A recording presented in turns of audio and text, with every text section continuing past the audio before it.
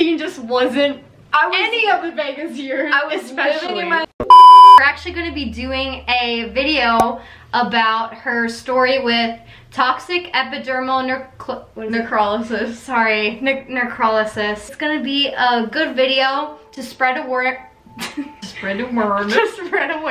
We're kind of gonna start off with her telling her story on it. I really wanted to film this video for a while now, but I felt like now was the right time.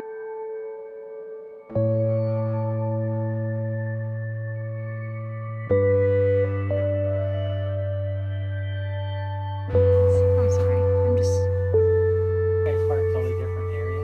No, Locust, second floor, I'm so sorry. You did? She said she thought you said.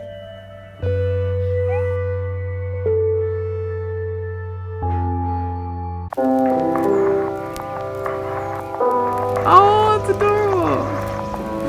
Cream in a little cup with some strawberries on top. Like just What was that again?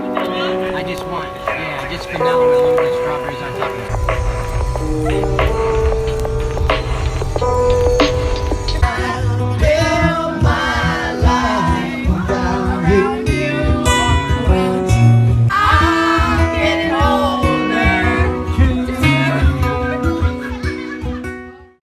And she's ready to share her story. Say, It's a disease. Yeah, this disease. It's an illness too. When we both found out that this happened, did you really know what it was? I had no clue what it was. I remember when the doctor diagnosed her, we were like, what the heck is this? I was Google searching, and there's no like really good information about it. Absolutely nothing, yeah. Yeah. 2 in a million. Take it away, Haley.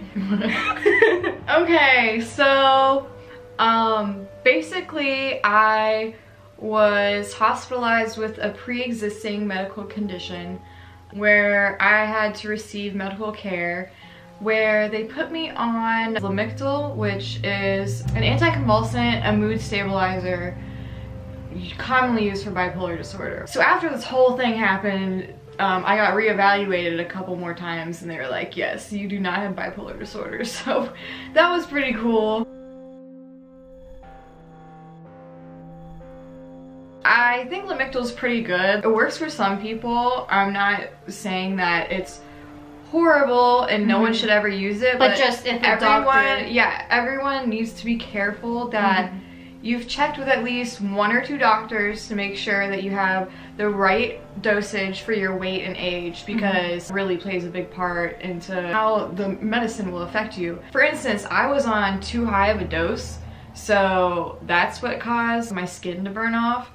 And I just read this article the other day about this girl in California, and we can link it down below. Yeah, too. she was too young. She was two years too young to be prescribed it. She got toxic epidermal necrolysis, or Steven Johnson syndrome. After I started the medicine, it took about 7 days. I was shopping with my mom. All of a sudden, I was so cold. Like a fever. Yeah. Like you had like chills, didn't you? Oh yeah, I had a fever. I was delirious with a fever. Did you like jump in a pool? Yeah, I walked in the, I picked up root beer and I like walked in the pool and I like going in the fridge and oh, I lost my earring. So I don't know what the hell, or what the, I was thinking, can you do like a little bleep where it bleeps it out? Yeah. Well, honestly, if you were to Google toxic epidermal necrolysis, if you're younger, don't do it because it's disgusting. Yeah, it was scary. Like looking it up, I remember, yeah. So I'm gonna keep going. Well, after when that day that I was acting bizarre and like I had such a bad fever, a rash started on my chest and then it just kept getting worse and worse. I was on my way back to university, which is a few hours away from our hometown. One of my dad's best friends is a doctor and they were like, just let him check you out and then you'll go. I'm super stubborn, but I did it anyway. I think the whole time, especially when it got really bad, I wasn't a part of myself. Yeah, it was. I remember. I felt like it was a whole big dream. Like it was crazy. Her going through that, I just remember when my dad's friend's doctor, is that right? My dad's friend's doctor? No! Who is a doctor? Who is a doctor.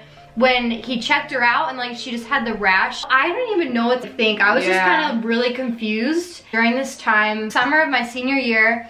And I think during that time, because this happened in August of 2017. Yeah. That was when I was going through auditions. Oh yeah, so he was like, sure, if your mouth starts blistering, you might have Steven Johnson syndrome, he said, and you're gonna have to like be hospitalized.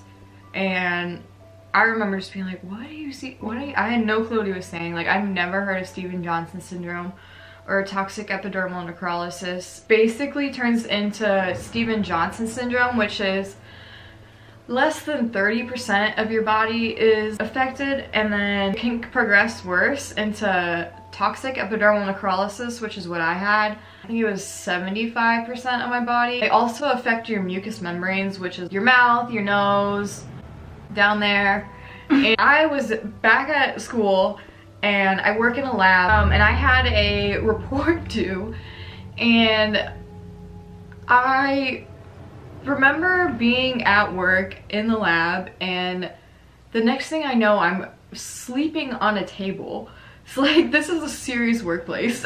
I passed out on the table. She's in chemical engineering. Because I'm so sick. I remember I actually went to the ER, walked in, they're all like, oh my god, what is wrong with this girl? Was this when you had like rash? Yeah. My crazy ass was like, listen, I'm totally fine. I need an IV, and then I want to go home. And they did it. They gave me an IV, they gave me steroids, and they let me go home. And I don't know how they let, I don't know why they let me go home. I turned my report in. Cow. What was going on at your house? Well, your apartment.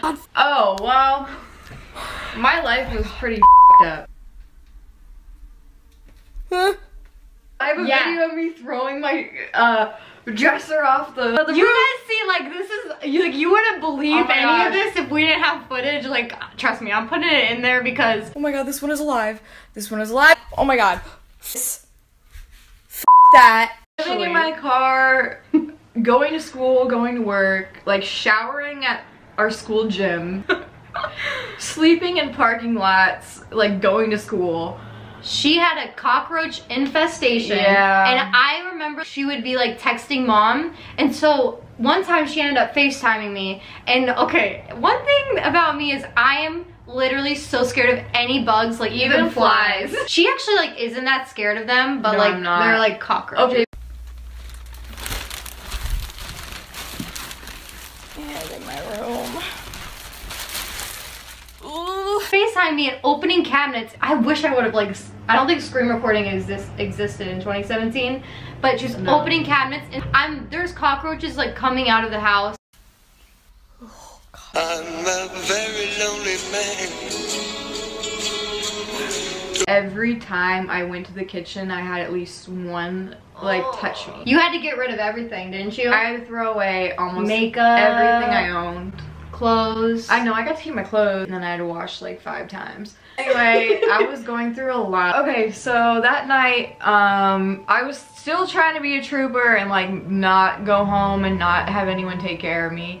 But then my throat closed up. And that was what the doctor said, like if that happened. Yeah, I couldn't breathe. And I was like, I can't eat, I can't breathe, I'm really nervous. So I got in my car and I drove 3 hours back to our hometown, where I got out of the car in our driveway and I like fell over. And then they took me to the burn center, and then before I knew, it was getting worse and worse. Like you were crying a lot, literally being burnt alive. And obviously when this is happening, I'm not like putting a camera in her face, because obviously like we don't. I'm pretty sure the day it was the worst too, when my skin was actually, I'm not even sure if you guys were there when it was actually being like coming off a lot, because I feel like it was like super red for a long time. It was, yeah. And then like the actual like skin shedding process was really quick, and it stopped.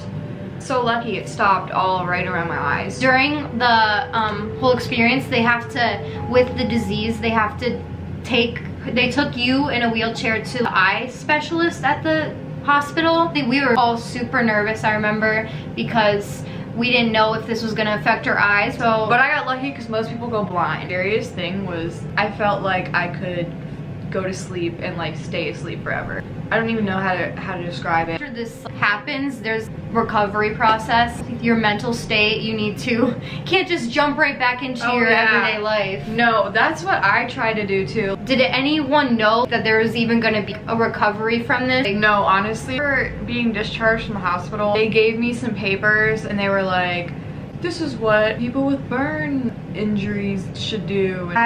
So before this happened, I was gonna graduate. Like going home, I had no clue what was ahead of me. I still don't know. I mean, I have a lot better grip of it like a year later. You definitely do. But it took me a while. It took me a really long time. And I tried to go right back to school. Actually, it was either 2 weeks or a week after this happened. I tried to go right back to school. So one big thing that I've really like had to deal with is fatigue and joint pain. Lost a lot of my hair. That's a really common symptom. I lost my nails. That sucked. I glued nails on every day. First like 6 months I got out, like I would wake up, get ready for class, sit down at my kitchen table and fall asleep for 5 hours. Like, that's how tired I was. And I used to never sleep either. Like I used to sleep like 4 hours tops a night, like my whole life. Just be really vocal and not afraid. Tell your doctor, I don't want to be on this, and even talk to more than one doctor. Especially if you're going to be prescribed Lamictal. Be very careful with your weight, age, dosage. For the longest time, like even since high school, like I studied so hard to get above a 4.0 and like get a really good ACT score. You were always like up all night studying. Studying my life away, like literally sacrificing so much, and like I was really upset that I had to medically withdraw last year and I didn't get to graduate with all my friends. But at the same time, I had a lot of fun doing exactly what I wanted to do. Moved to a new state. I moved right next to the beach. It was so fun. Didn't even think about school for the longest time. I just focused on myself. I love traveling, like road trips. One thing that I've always loved is like seeing how far, I mean not really seeing how far I can drive until I get tired, but yes, driving as far as I can until I get tired. Last summer I tried to drive from, well I didn't try to, I did. I drove from Ohio to Georgia to California. It was so much fun in so many cities, but I will say one thing. I feel like a lot of hospitals don't really know the best way to treat this. Akron Children's Hospital did a really great job, and I think they really helped speed up the whole process and help me recover. Every day they would take me and wheel me to a tub where they would forklift me into this bathtub that had plastic wrap all over it. And at least like 3 nurses would just start dabbing my skin. It would like, I would look down and it would just all be coming off. Just shedding. Yeah, like a snake. It was to keep everything clean and to prevent infection. And I think it really helped me recover quickly. Yeah, every time I went to the bathroom or like ate, like I was screaming. And I think a lot of people have to get feeding tubes because it's so painful. Obviously, I've never actually, this is like the weirdest, one of the weirdest side effects, I think. I've obviously never actually burned alive due to like flames and stuff. Right. But like, it's just so real, and I like go right back to, I go back to the feeling of it, and like, it's just scary. I will have dreams that I'm like burning alive, and like I wake up and I swear I'm about to wake up and be in this giant fire.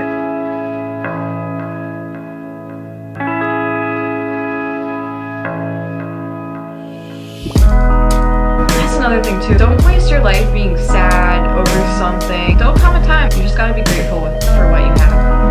That was a good ending to the video. It can really be taken away from me like this.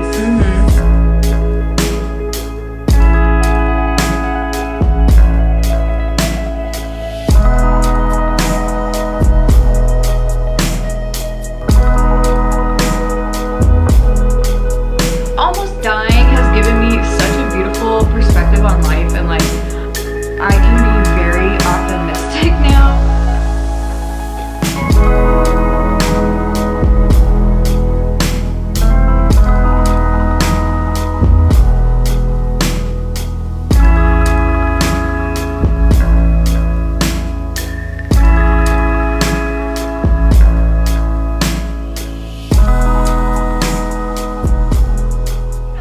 we used to look alike too. We used to be identical. I'll put a picture. Put that one picture of us in New York City. Really, we looked exactly alike. It was like crazy. I always tell her, I go, you need to dye your hair back. I don't know. She loves it. It's pretty. Can you even see the color? Yeah, I really hope you guys enjoyed and got to know my sissy because she's finally in a video. Yay! I finally got my own video. Yeah, definitely. If you have any questions about this whole like experience of hers, then you can leave them down below. Message her on her Instagram. And I wish you the best of luck. So basically that we're hoping that this will be when you search it, like this video, so you can get like an actual story, a good ending to the story. Yeah. Because it could have been worse. Yeah, it could have been worse.